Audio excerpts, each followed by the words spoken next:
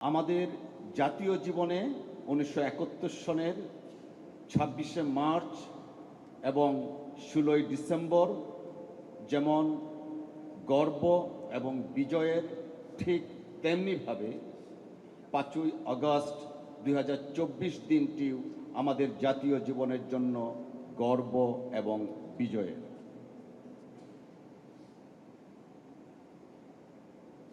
আমরা 26শে মার্চ এবং 16ই ডিসেম্বর পেয়েছিলাম পাক হানাদার বাহিনীকে পরাভূত করে।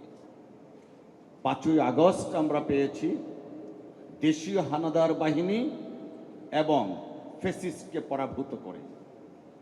স্বাধীনতা উত্তর বাংলাদেশে আমরা কখনোই ধারাবাহিকভাবে গণতন্ত্র পাইনি, অর্থাৎ স্বাধীনতার প্রকৃত স্বাদ থেকে এদেশের মানুষ বঞ্চিত হয়ে আসছে।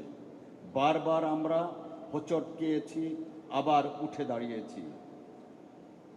24-এর এই গণ অভ্যুত্থানের মাধ্যমে যে রক্তস্নাতক নতুন বাংলাদেশ আমরা পেয়েছি, সেই বাংলাদেশে আমরা আর নতুনভাবে হোঁচট খেতে চাই না।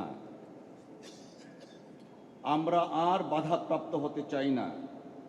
সেই জন্য আমি আজকে বলবো, আমাদের সকলের ধৈর্য, সহনশীলতা এবং পরিচালিত রাজনৈতিক সংস্কৃতি গড়ে তোলা অবশ্যম্ভাবী।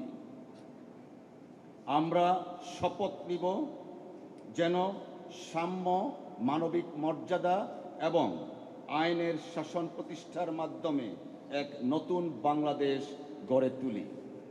পরিশেষে শুধু এটুকুই বলবো, ইতিহাসের সবচেয়ে বড় শিক্ষা হলো আমরা কেউই ইতিহাস থেকে শিক্ষা নিতে চাই না।